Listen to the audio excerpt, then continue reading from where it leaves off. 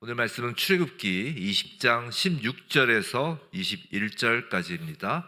출애굽기 20장 16절에서 21절까지입니다. 우리 한 목소리로 함께 읽도록 하겠습니다. 내 이웃에 대하여 거짓 증거하지 말라. 내 이웃의 집을 탐내지 말라. 내 이웃의 아내나 그의 남종이나 그의 여종이나 그의 소나 그의 나귀나 무릇 내 이웃의 소유를 탐내지 말라. 뭇 백성이 우레와 번개와 나팔 소리와 산의 연기를 본지라. 그들이 볼 때 떨며 멀리 서서 모세에게 이르되 당신이 우리에게 말씀하소서 우리가 들으리이다. 하나님이 우리에게 말씀하시지 말게 하소서 우리가 죽을까 하나이다. 모세가 백성에게 이르되 두려워하지 말라. 하나님이 임하심은 너희를 시험하고 너희로 경외하여 범죄하지 않게 하려 하심이니라. 백성은 멀리 서 있고 모세는 하나님이 계신 흑암으로 가까이 가니라. 아멘. 오늘 설교 제목은 하나님을 경외하라입니다. 오늘 저희에게 주시는 하나님의 9번째 계명은 내 이웃에 대하여 거짓 증거하지 마라이죠. 우선 이 말씀은 법정과 같은 공적인 자리에서 위증 거짓말하지 말라는 것이에요. 이와 관련해서는 신명기 말씀에 있습니다. 신명기 말씀 한번 띄워줘 보세요. 신명기 말씀 19장인데요. 한번 우리 같이 읽어볼게요. 시작. 만일 위증하는 자가 있어 어떤 사람이 악을 행하였다고 말하면 그 논쟁하는 쌍방이 같이 하나님 앞에 나아가 그 당시의 제사장과 재판장 앞에 설 것이요 재판장은 자세히 조사하여 그 증인이 거짓 증거하여 그 형제를 거짓으로 모함한 것이 판명되면 그가 그의 형제에게 행하려고 꾀한 그대로 그에게 행하여 너희 중에서 악을 제하라. 그리하면 그 남은 자들이 듣고 두려워하여 다시는 그런 악을 너희 중에서 행하지 아니하리라. 내 눈이 긍휼히 여기지 말라. 생명에는 생명으로, 눈에는 눈으로, 이에는 이로, 손에는 손으로, 발에는 발로이니라. 자, 거짓 증언하는 증인에 대한 벌은 어떻게 해요? 피고인이 받았을 처벌과 같이 하라는 거예요. 만일 사형으로 처벌 가능한 범죄에 대한 혐의로 열린 재판에서 누군가 거짓 증언을 하였다면 그 거짓 증언에 대한 형벌은 사형에 해당한다는 거예요. 이것이 바로 생명에는 생명으로, 눈에는 눈, 이에는 이, 손에는 손, 발에는 발이라는 그 유명한 말씀의 본래 의미라고요. 우리는 가끔 이 성경 구절을 가지고 막 무서운 하나님, 뭐 가혹하신 하나님, 복수하기에 복수를 절대 하시는 하나님, 그렇게 오해하기도 하는데 이건 그런 것이 아니라 거짓 증언에 관한 하나님의 단호함을 말하는 것입니다. 그런데 이 구계명은 단순히 법정에서의 증거에 한정되는 계명은 아니에요. 만약에 이 계명이 법정에 한정되는 것이라면 많은 사람은 살면서 이 계명을 적용할 상황이 별로 없을 것입니다. 평생 법원 근처에도 안 가본 사람도 꽤 많고요. 더욱이 법정의 증언대에 서보는 경험을 하지 못한 사람이 꽤 많기 때문이죠. 우리 아마 성도님들 가운데서도 법원에 한 번도 안 가보신 분도 계실 것이고, 그리고 더군다나 법정에서 증언을 해보신 그 경험을 해보신 분들은 그리 많지 않으실 거예요. 그렇죠? 즉 이것은 그냥 법정에 한정되는 계명이 아니라는 것이에요. 자, 주주하는 바와 같이 지금까지 우리가 쭉 보아온 것 같이 10계명은 이 땅에 투영되어 나타나야 할 하나님 나라의 질서라고 했어요. 성도 여러분, 명심하시기 바랍니다. 뭘 명심하시기 바라냐면 이 인간 공동체를 건강하게 세우는 데 있어서 진실, 진리는 연민이나 친절보다 훨씬 더 중요합니다. 자, 명심해야 되니까 다시 말씀드릴게요. 인간 공동체를 건강하게 세우는 데 있어서 진실, 진리가 우리가 좋아하는 가슴이 따뜻해지는 몰캉몰캉해지는 연민, 친절, 공감대보다 훨씬 더 중요하다는 거예요. 진실이 묻히고 거짓이 진실이 되면 인류가 어떻게 되는지에 대한 아주 역사적 교훈이 있어요. 대표적으로 세 가지를 말씀드릴게요. 하나가 아프리카 흑인 노예상, 둘째가 나치즘의 홀로코스트, 세 번째가 공산주의. 이게 대표적이에요. 자, 생각해 보세요. 노예 무역상, 나치 공산당원들, 그들은 모두 어쩌면 개인적인 삶에서는 동정심이 있었을 거예요. 그들도 집에서는 다정한 부모고요, 이웃에게는 친절한 아저씨였을 겁니다. 물론 공산주의, 공산당은 교회 자체를 부정하였으니까 아니겠지만 나치 노예상은 주일에 교회에서 봉사도 잘하던 사람일 수 있어요. 그런데 주중엔 흑인을 사냥하고 유대인을 가스실로 보내며 많은 사람을 정치범 수용소로 보내고 집단 학살을 자행한다고요.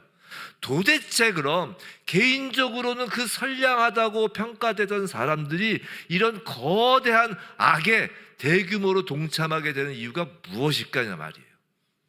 그건 바로 그들이 진실이라고 믿고 있는 것이 거대한 거짓말일 경우가 그 이유라는 거예요.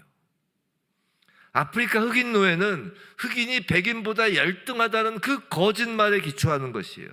또 우생학을 들먹이면서 유대인이 태생적으로 아리아인보다 열등하다는 거짓말을 믿지 않았다면 홀로코스트는 불가능하였을 거라고요. 공산주의의 전체주의자들은 더욱 가관이죠. 뭐 좀 어려울 수 있지만 이런 거예요. 공산주의는 객관적 현실이 진실로 받아들여지는 것이 아니라 인간의 머리로 만들어진 이데올로기라는 이념이 진실이 되어 나라의 기초를 세운 거예요. 이런 거예요. 공산당이 이게 하얀색이잖아요. 근데 이거를 까만색이다 라고 하면 이건 까만색인 거예요.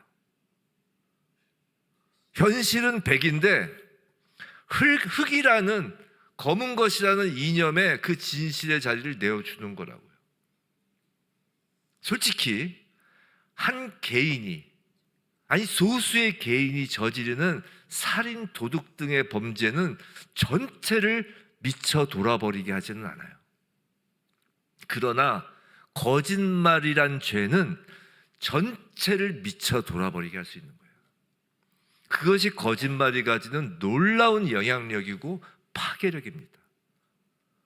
그 거짓말에 더하여 또 뭐가 덧붙여져요? 현란한 말솜씨, 막 흡입력, 무대장치, 영상, 조명, 소위 대중선동에 능한 사람들 몇몇이면 평범하고 심지어 평범을 넘어 괜찮은 사람이라고 평가받던 사람들 전체를 속이고 미치게 할 수 있다는 거예요. 세상을 붕괴시키는 거대한 악은 갑자기 어떤 많은 사람들이 갑자기 어느 날 막 잔인함을 추구하게 돼서 생기는 것이 아니라 악한 것을 두고 선한 것이라는 확신을 갖도록 하는 거짓말로 인한 것이에요. 그리고 언제나 그 거짓말을 만드는 세력이 있죠. 그 세력의 시작은 창세기로부터 나타납니다. 잘 아시는 바와 같이 성경에 기록된 첫 번째 거짓말의 시작은 뱀, 즉 사탄으로부터이죠. 히브리어에 이제 뱀과 관련돼서 여러 단어가 있는데 이 창세기에서 그 이제 하와를, 여자를 속인 그 뱀이라는 그 단어는 나하시라는 단어예요. 이 나하시라는 단어는 벌써 발음 자체가 그러잖아요. 나시. 그래서 쉿 소리를 내다란 의미예요. 이 나하시라는 단어의 뜻 자체가. 즉 그런 쉿 소리를 특징으로 하는 단어라고요. 이 나하시는 더 나아가서 그래서 주문을 속삭이듯이 외우다, 요술을 부리다 라는 뜻을 가지고 있어요. 즉 거짓의 아비인 사탄은 인간의 귀에 쉿 이렇게 소리를 불어넣고 주문을 이렇게 중얼중얼 외우고 요술 점술과 같이 막 정신을 혼미하게 하는 존재라는 것이에요. 이것이 바로 거짓말 잘하는 사람의 특징이에요. 그리고 이런 뱀 사탄의 특징을 더욱 잘 알게 하는 단어가 그 뱀을 어떻게 표현했어요? 창세기에서 간교하다라고 표현했죠. 이 간교하다라는 이 단어는 슬기로운 자, 신중한 자, 영리한 자란 뜻이 있어요. 자, 이런 거예요. 생각해 보세요. 거짓말을 누가 더 잘할까요? 머리가 스마트하고 영리한 사람이 거짓말을 지어내는 것과 멍청하고 그냥 맹한 사람이 거짓말을 지어내면 누가 더 진실같이 거짓말을 잘 만들어낼까요? 또 매사에 신중하고 심사숙고하는 스타일인 사람과 언제나 덤벙거리고 그때그때 대충하고 막 넘어가는 스타일인 사람 중 누가 더 거짓말을 더 잘할까요? 자, 어떤 말이 진실을 추구하고 그 생각이 진리를 향하여 있을 땐 그것을 두고 슬기롭고 영리하며 신중한 것으로 평가되는 그 장점들이 그 목적이 거짓을 향하고 있으면, 그리고 그 목적이 거짓으로 남을 헤아려 한다면 그 영리하고 신중하다는 그 장점이 매우 치명적인 악의 도구가 되어 간교함으로 평가되는 거라고요. 나치의 거짓을 만들어낸 사람들도요, 매우 영리하였고 신중하던 사람이에요. 그들은 거짓을 참으로 잘 꾸미는 간교한 자들이었다고요. 공산주의를 고안한 자들이 바보일까요? 우리 그 공산주의 그 철학가들 이름 알잖아요. 제가 지금 이름을 이야기하면 사자를 향한 명예훼손이 될까봐 이야기를 안 했지만 여튼 알잖아요, 누군지. 그 사람들이 바보예요? 절대 아니라고요. 영리하며 신중한 사람들이에요. 수천만 명을 죽이는 것이 선이라고 사람들을 세뇌시킬 수 있을 정도로 요술에 능하고 간교한 자들인 것이에요. 그리고 간교한 뱀의 첫 대사, 바로 세상에 들어온 첫 번째 거짓말, 그것이 뭐예요? 그 첫 거짓말의 대상은 놀랍게도 바로 하나님에 관한 것이에요. 자, 구계명이 뭐였어요? 내 이웃에 대하여 거짓 증거하지 말라예요. 내 이웃에 대하여.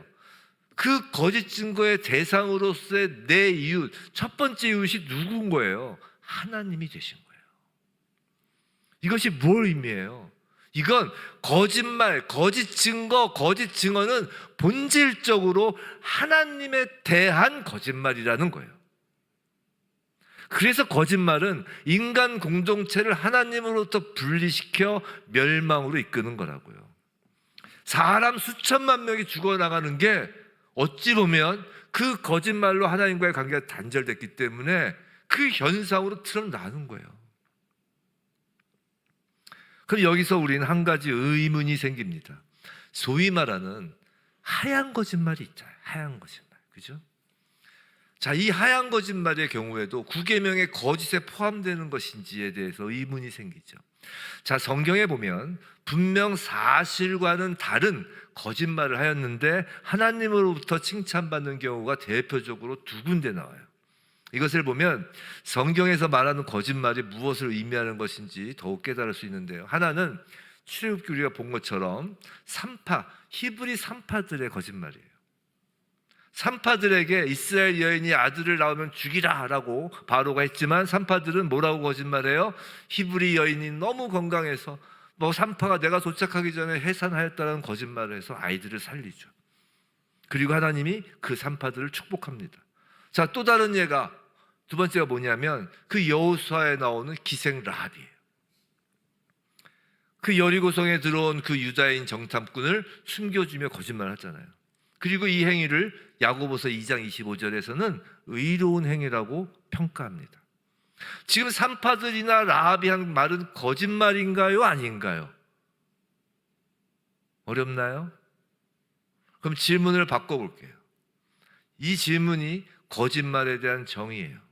지금 산파의 말과 라합의 말은 사탄으로부터 온 말인가요? 아니면 하나님으로부터 온 말인가요? 이것이 거짓말을 가르는 기준이에요. 모든 것의 기준은 하나님이십니다. 이스라엘 남자아이를 살리는 것이 하나님의 뜻일까요? 사탄의 뜻일까요? 또 정탐꾼을 살리는 건 하나님의 뜻일까요? 사탄의 뜻일까요? 어느 편이 원하는 걸까요? 제가 자주 말씀드리지만 하나님은 옳은 일을 하시는 분이 아니세요. 뭐라고 그랬죠? 하나님이 하시는 일이 옳은 거예요. 말도 그래요.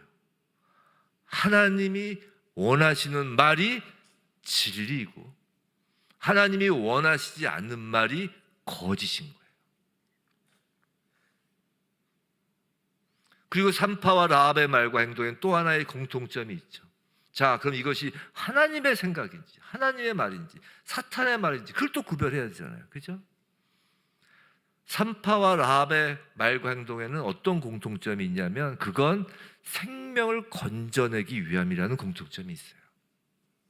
즉 정의라는 그 이름으로 누군가를 처단하기 위한 것도 아니고요, 애국이라는 이름의 어떤 거대 담론으로 누군가를 숙청하는 것도 아니고요, 그저 힘없고 바람 앞에 등불같이 흔들리는 어린 아기의 생명 하나를 살리는 것, 2명의 정탐꾼을 숨겨주고 살려주는 행동인 것이라고요. 성도 여러분, 교회는요 막 엄청난 정의를 외치고 엄청난 거대 담론을 해서 막 나라를 뒤집는 그런 사상과 이념을 설파하는 데가 아니에요. 교회는 바람 앞에 등불같이 흔들리는 한 영혼을 향하여 하나님의 음성을 들려주는 곳이에요. 손을 내미는 곳이에요. 왜냐고요? 우리가 바로 그 바람 앞에 등불이었잖아요. 성도 여러분, 사탄으로부터 출발하는 말은 사람을 죽입니다. 하나님으로부터 출발하는 말은 사람을 살리는 말이에요. 여기서 우린 조심해야 돼요. 다시 말씀드리지만 하나님의 이름으로 하나님을 위한다는 이유로 하나님 나라를 세운다고 하면서도 실상은 생명을 살리는 것이 아니라 생명을 경시하고 만일 누군가를 죽이려 한다면 그건 거짓일 가능성이 높다라는 거예요. 여호와의 이름을 경홀히 여기지 말라고 했잖아요. 하나님의 이름으로 누군가를 죽이려 한다면 그건 거짓말이고 뭐 여러 계명을 이제 범하는 거죠. 그렇죠? 여호와의 이름을 경홀히 하지 말라는 계명도 범하고 살인하지 말라는 것도 범하게 되는 것이고 거짓말하지 말라는 것도 범하게 되는 것이고 그 대표적인 게 뭐예요? 중세 마녀 사냥이 그 대표적인 거예요. 나치의 거짓말, 공산주의자들의 그 말들이 거짓말인 것은 그들의 집단 학살로 증명된 것이라고요. 사랑하는 성도 여러분, 그런데 이제 예수님은 교회와 성도에게, 저와 여러분에게 그리스도의 죽으심과 부활의 증인이라고 말씀하셨어요. 그죠? 우리는 증인이에요. 우리 그 새해 신년 들어오면서 성령 권능 증인, 이게 저희 지금 표어잖아요. 우리는 증인이에요. 그리스도의 죽으심과 부활의 증인이에요. 바로 하나님에 대하여 증언하는 자가 교회의 성도입니다. 자, 구계명을 다시 한번 잠깐 떼어줘 보세요. 자, 구계명을 내 이웃에 대하여 거짓 증거하지 말라. 9계명, 이건 10계명이고 지금 떼어주신 거는 16절. 내 이웃에 대하여 거짓 증거하지 말라. 이것을 원어에 맞춰 직역하면 거짓의 증인으로 대답하지 말라예요. 느낌이 좀 다르죠. 거짓의 증인으로 대답하지 말라. 즉, 이 원어는 거짓말이라는 그 행위보다 행위 주체의 정체성에 더욱 포인트를 두겠다는 거예요. 이해가 되겠어요? 우리는 거짓의 증인이 아니라 진리의 증인으로 부르심을 받은 사람들이잖아요. 진리이신 예수 그리스도를 증거하는 그리스도인이잖아요. 우리의 삶이 바로 길이요 진리요 생명이신 예수 그리스도만을 증거할 때만 세상에 생명이 피어나는 거라고요. 지금 거짓말하지 마라, 참말을 해라, 이 정도 수준이 아니라 우리가 예수 그리스도의 증인으로 말하라는 거예요. 이 9계명의 그 본래 취지는. 그럼 과연 우리가 어떨 때 예수 그리스도의 증인이 될 수 있을까? 그건 진리 앞에서 두려움을 가질 때예요. 잠시 후에 이에 대하여 이제 말씀드리기로 하고 마지막 10번째 계명을 이제 보겠습니다. 자, 10번째 계명 17절이죠. 우리 한번 읽어볼까요? 시작. 내 이웃의 집을 탐내지 말라. 내 이웃의 아내나 그의 남종이나 그의 여종이나 그의 소나 그의 나귀나 무릇 내 이웃의 소유를 탐내지 말라. 자, 10계명의 마지막 계명인 10번째 계명이 독특한 점은요, 이것이 10계명에서 유일하게 생각 혹은 마음을 법으로 정한 거예요. 그렇죠? 다른 계명은 행위를 법으로 정한 반면에 이 마지막 계명은 탐내는 생각을 법으로 정하십니다. 사실 모세오경에 나오는 그 규례의 숫자가 613개라고 하는데, 이건 제가 세어본 게 아니고 누구 세어본 사람이 그렇게 얘기하는데, 613개의 법 중에 어디에도 생각을 금하는 법은 없어요. 그렇다면 10계명 마지막에서 생각을 금하는 법을 하나님께서 주신 이유는 무엇일까? 우선 그 이유를 간단히 생각해 보면, 탐심, 탐욕이 너무도 자주 악한 행위로 이어지기 때문이에요.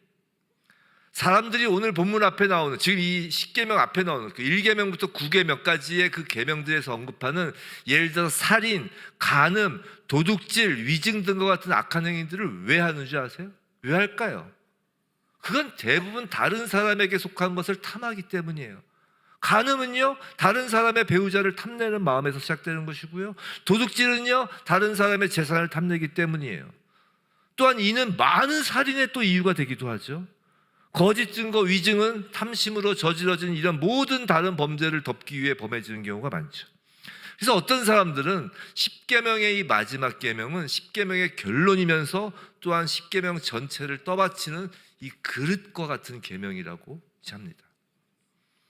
또 이 생각, 마음으로서의 탐심에는 매우 중요한 의미가 있어요. 우리가 잘 아시는 골로새서 3장 5절 말씀이에요. 한번 띄워져 보세요. 그러므로 땅에 있는 지체를 죽이라. 곧 음란과 부정과 사욕과 악한 정욕과 뭐라고요?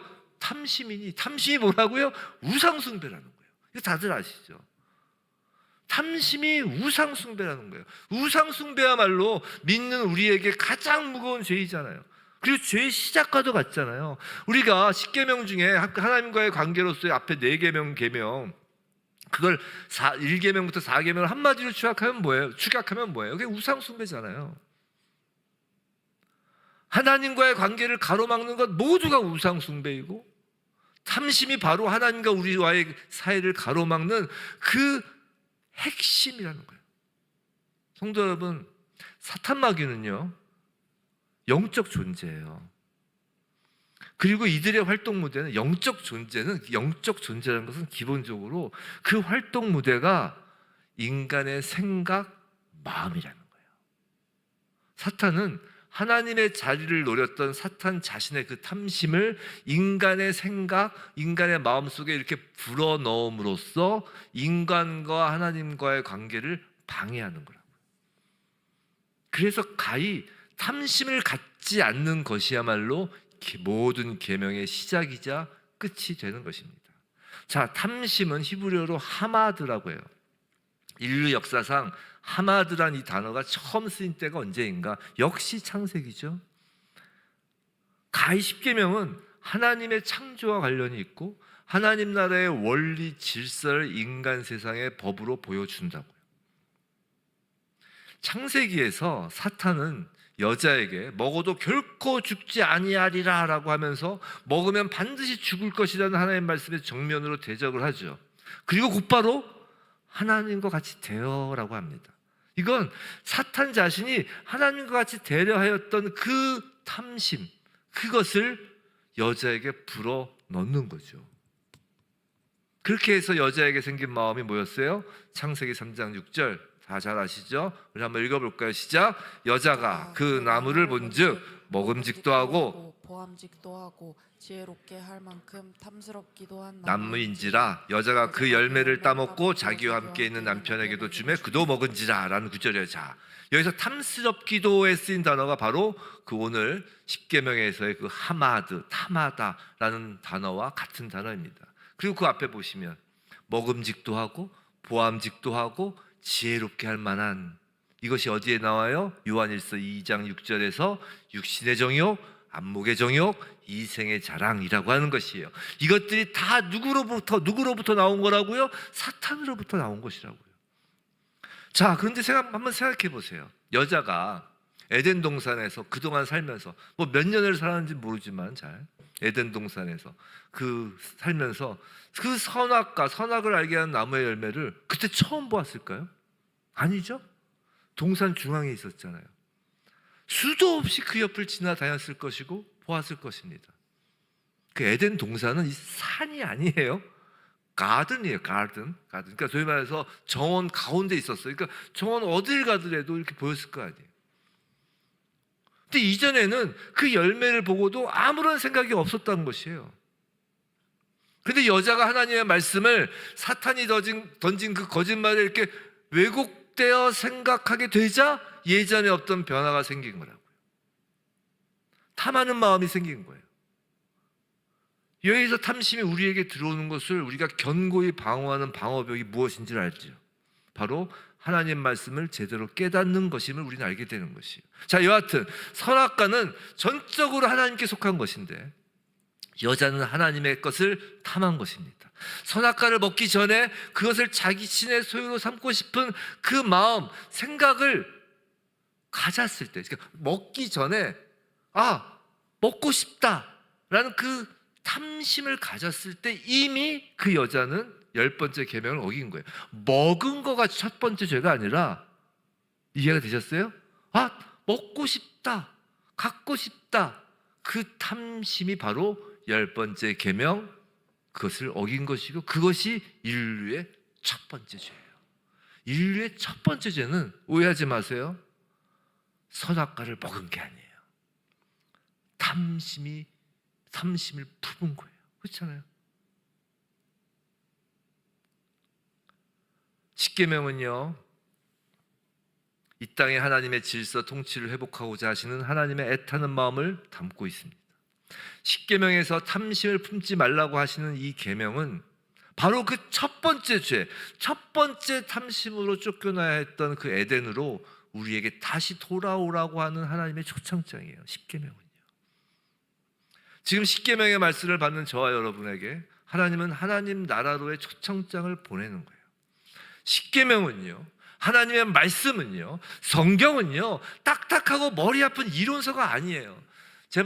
제가 가끔 성경 공부할 때 말씀드렸어요. 성경을 읽으실 때 정말 하나님의 마음을 품고 하나님의 시선에서 보세요. 하나님 우리에게 이 말씀을 왜 주시는지, 이 말씀 안에서 하나님의 사랑이 얼마나 넘치는지를 보세요. 성경 말씀은요, 딱딱한 이론서가 아니에요. 하나님의 사랑과 은혜가 담겨있는 정말 하나님의 우리를 향한 구애의 편지라고요. 구애의 편지. 그런데 하와는 어째서, 이제부터 정말 오늘 본론이에요, 하와는 어째서 탐심을 품게 되었을까요? 그냥 사탄만 탓하고 있으면 되나요? 성도 여러분, 우리도 믿는다고 하면서 하루에 얼마나 자주 사탄의 올무에 걸려들고 넘어지나요? 그럼 그걸 단지 사탄 탓만 하고 있으면 되냔 말이에요. 사탄 때문에. 그렇게 사탄 탓을 한다는 건 반대로 뭔지 아세요? 그 사탄을 그냥 이 땅에 놔두시고 왜 막아주시지 않느냐고 하나님을 탓하는 것과 동일한 논리를 형성해요. 근데 저는 사탄 탓하는 걸 별로 안 좋아해요. 사탄 탓만 하지 말라면 그럼 여자에게 무엇이 부족해서일까요? 말씀을 제대로 몰라서 그랬을까요? 그럼 아담 탓이죠. 아담이 좀 제대로 가르쳐주지. 아담이 제일 먼저 들었으니까. 말씀을 제대로 몰라서, 물론 그랬을 수도 있죠. 왜냐면 이제 여자가 말씀을 과장하고 축소했잖아요. 그러면은 성경 공부를 열심히 하면 해결이 될까요? 성경 공부 열심히 하여 하나님의 말씀을 잘 알면, 성경 지식이 쌓이면 마음이 지켜질까요? 어느 정도 도움은 될 수 있겠지만 성경을 연구하는 신학자 중에 믿지 않는 사람도 많은 걸 보면 꼭 그렇지도 않은 것 같아요. 우리 여기 장로님도 계시고 권사님도 계시고 성경 공부 얼마나 많이 하셨어요. 온갖 프로그램 다 해보지 않으셨어요? 근데 사탄이 안 넘어져요? 죄 안 넘어져요? 그렇지 않잖아요. 자, 그러면은 여자가 하나님의 은혜와 사랑을 몰라서 그랬을까요? 하나님의 손에 의하여 직접 창조된 사람이잖아요. 하와는 누구보다 하나님의 사랑을 잘 알고 있었을 거라고요. 더군다나 하나님 손에 붙잡혀서 아담을 만나기까지 했잖아요. 우리가 지금 이 땅에서 경험하는 어떠한 영적 체험, 신비한 체험, 그 에덴 동산에서 그 아담과 그 여자에 비하면 정말 그걸 체험이라고 볼 수도 없는 걸 거예요. 그들은 직접 하나님으로부터 창조되고 직접 하나님과 대면하고 손에 이끌려 결혼하고 하나님이 주위에 서시고 하나님의 사랑과 은혜를 몰랐을까요? 경험하지 않았을까요? 체험하지 않았을까요? 신비로운 체험하지 않았을까요? 아니란 말이에요. 그러면 도대체 왜 하와가 마음을 지키지 못했을까요? 이것이 오늘의 결론입니다.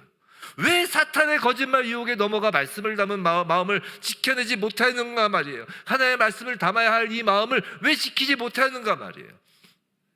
아까 9계명 끝내면서 어떻게 우리가 진리의 증인이 될 수 있을까라고 했죠. 이제 그것이 대답이에요. 성도 여러분, 하나님은 분명히 두려운 분임을 명심하시기 바랍니다.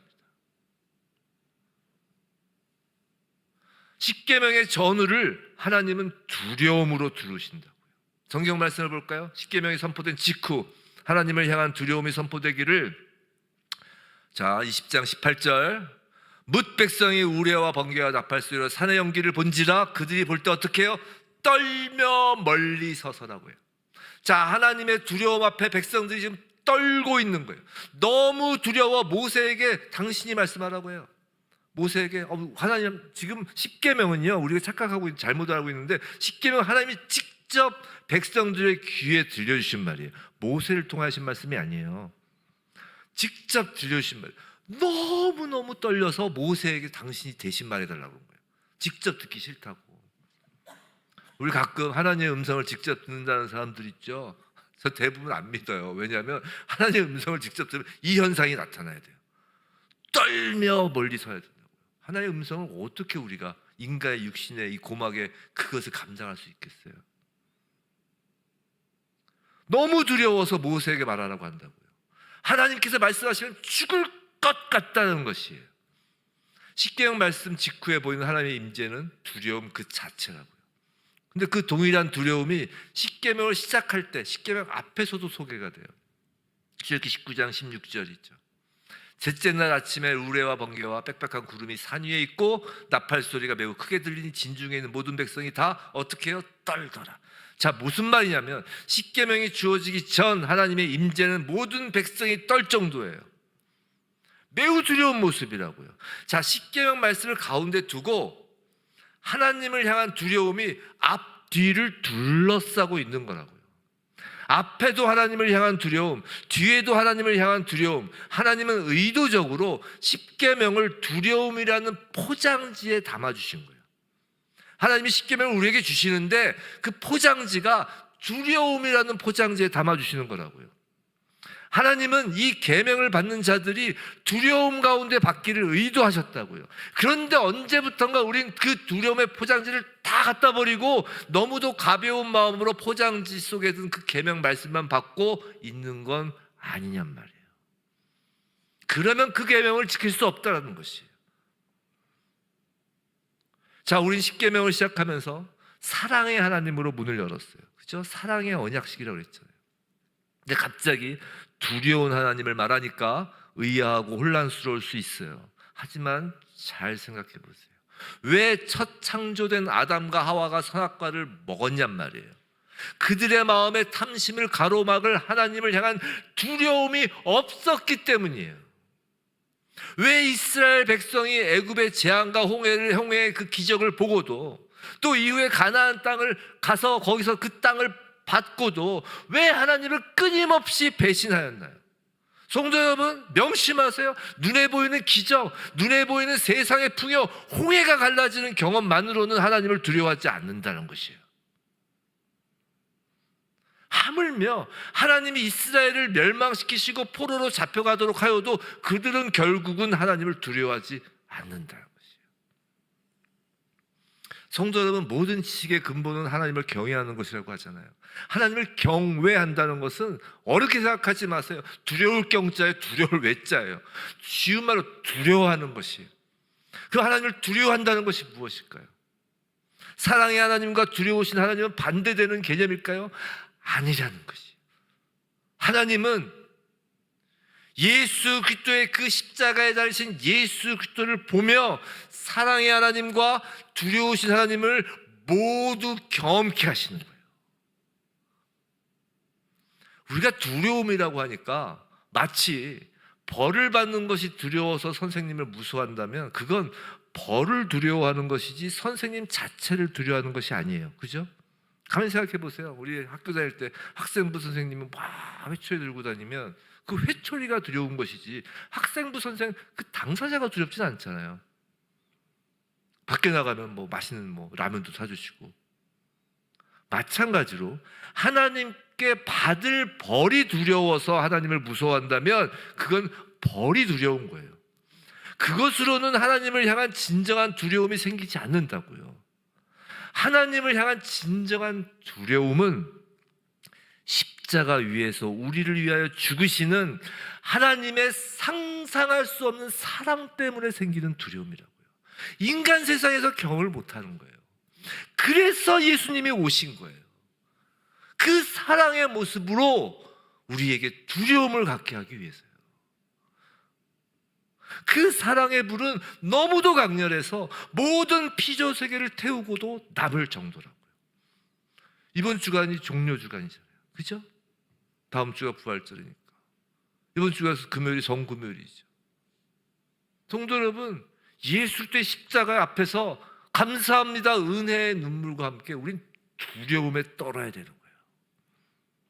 하나님의 그 사랑 앞에서 우린 천방지축 자기 마음대로 할 수 없는 거라고요. 그저 사랑이라고 하니까 그냥 딱 인간 수준의 사랑만 생각하면서 천방지축 그럴 수 없는 거예요. 그러지 말라고 하나님이 그 아가페 사랑을 십자가로 보여주신 거잖아요. 그 두려운 사랑을요.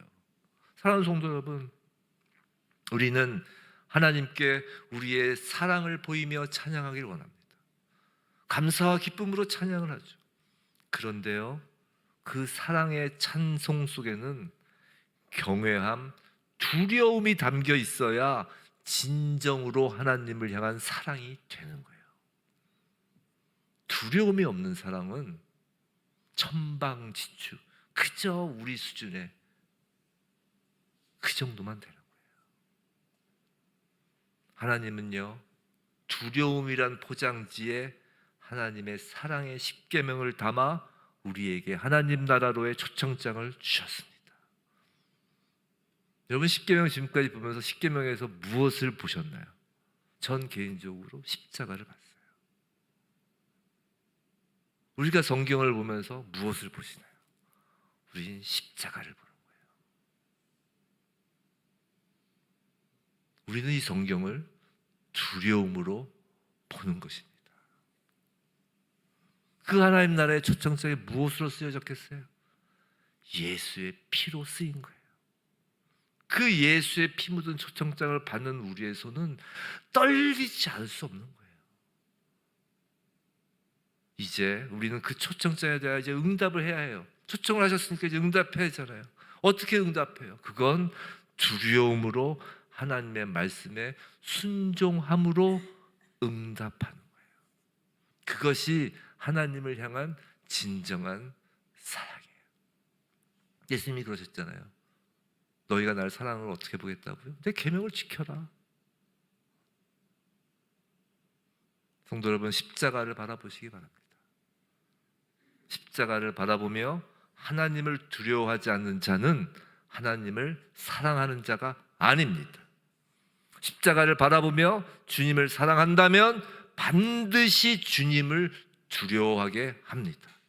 하나님을 향한 그 참된 두려움이 우리의 마음을 감싸고 있을 때에만 사탄의 거짓에 대하여 우리는 진리를 수호하며 증거하는 그 담대함이 있는 것이고, 사탄이 우리에게 뿌리는 탐심에 우리 마음이 흔들리지 않는 것임을 명심하시기 바랍니다. 제가 아는 어떤 사람이 그러더라고요. 하나님은 나를 너무 비단결처럼 다루셔. 하나님이 샤방샤방 나를 항상 비단결처럼 다루셔. 하나님은 두려우신 분이 아니라는 거예요. 그건 정말 하나님을 사랑하지 않는 거예요. 정말 하나님을 사랑하면, 정말 예수님을 사랑하면 예수님을 두려워하게 된다니까요. 알 사람은 알 것입니다. 알 사람 알 것입니다.